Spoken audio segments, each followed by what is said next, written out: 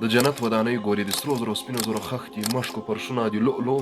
او یاقوتو ډبرې او د زعفرانو هغه به تل ځوانه وي، هېڅکله به نه زړېږي، نه به ستړې کېږي.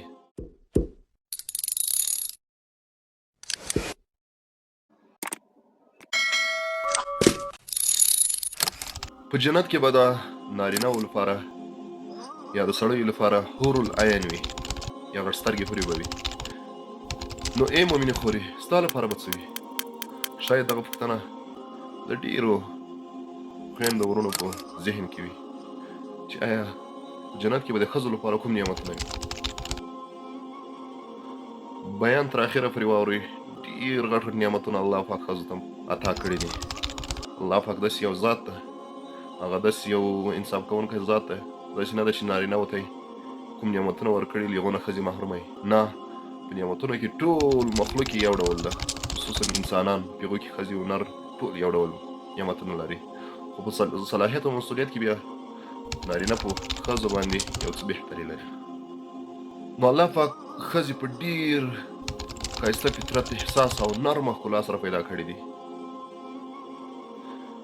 نو داسې هېڅکله نشي کېدای چې هغه دې له خپلو نعمتونو نه محرومې کړي، بلکې د جنت تر ټولو ستر نعمتونه ښځو ته ورکول کېږي. الله جل جلاله به نیکي، صبرناکي او متیا ښځې ته داسې یو ښکلا ورکړي چې د حور العینو په نسبت په بیخي ډېره زیاته وي، څو چنده به لا ونه زیاته وي، چې د جنت هر څوک به ورته حیران وي، ټول جنتیان به ورته حیران وي. بل به په جنت کې یو نعمت دغه وي د ښځې لپاره چې هغه به تل ځوانه وي، هېڅکله به نه زړېږي، نه به ستړې کېږي، او تل به د واده د لومړیو شپو په رقم باندې وي. لکه واده چې په کوم وخت کې اسلام ښوولی ده، په همغو چې کوم عمر کې واده وشي همغه رقم به وي، تل به ځواکمنه وي او خاوندان به یې د 33 کالو وي، ټول به نارینه به په جنت کې 33 کالو وي. بل به الله پاک ښځې ته داسې زینت ورکړي، یعنې هغې په سر به داسې یو تاج ورکړي چې هغه به ټول ملغلرو جوړ وي، او هره ملغلره به د دې دنیا مکمل قیامت ولري، او داسې کالي به وي د ښځې په جنت کې چې هېڅکله به نه زړېږي، او رنګارنګ پوښونه به نه به جوړ وي، تقریبا له 80 رنګه پوښونه به څخه به یې کالي جوړ، خو بیا به هم د دې د حسن او د بدن ښکلا او رڼا یې له همغه کالو نه، همغه 80 پوښونه بیرون راوځي. داسې یو لباسونه چې زه به هېڅکله د بیان او د صفت کولو توان نه لري. بل به جنت کې یو ډېر غټ نعمت د ښځې لپاره،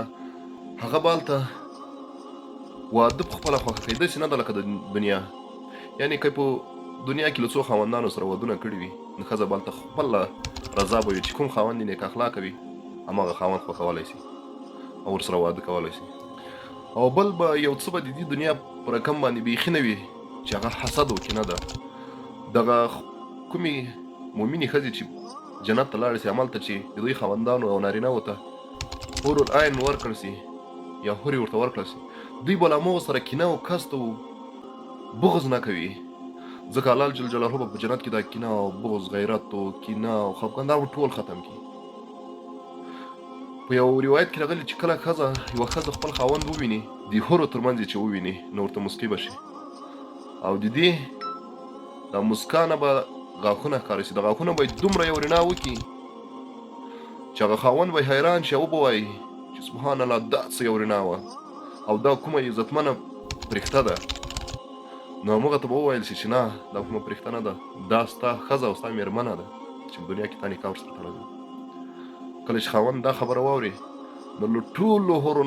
حورو څخه به زیاته مینه له ښځې سره شي، او محبت به یې نور هم له ښځې سره ډېر شي، له حورو نه به یې زیات محبت له ښځې سره شي.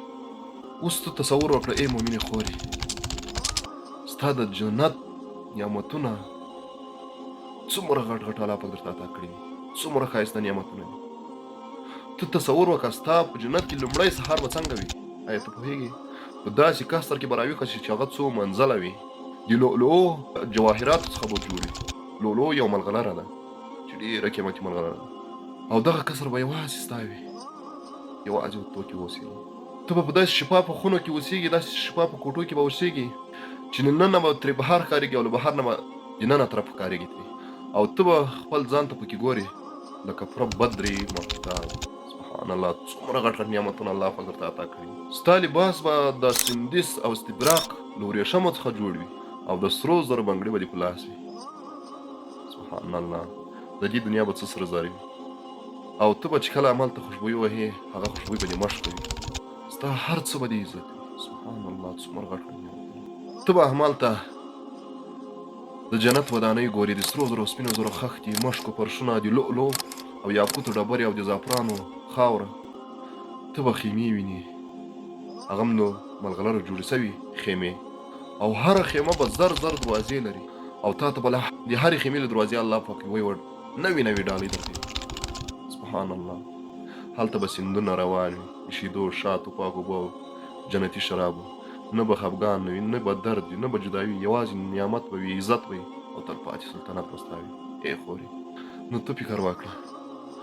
چې دومره نعمتونه الله پاک تا ته په نظر کې نیولي نو بیا هم ته اسلام ته نه راګرځې او د اسلام او د الله پاک اوامرو ته سر نه ږدي بیا هم خدای مکړه ګناه ته مخه کوي بیا هم بې حیایي او بې حجابي کوي دا کوم نعمتونه مې چې یاد کړو دا یوازې د مؤمنو ښځو لپاره دي هغه ښځې چې په دنیا کې له ګناه نه انکار کړی وي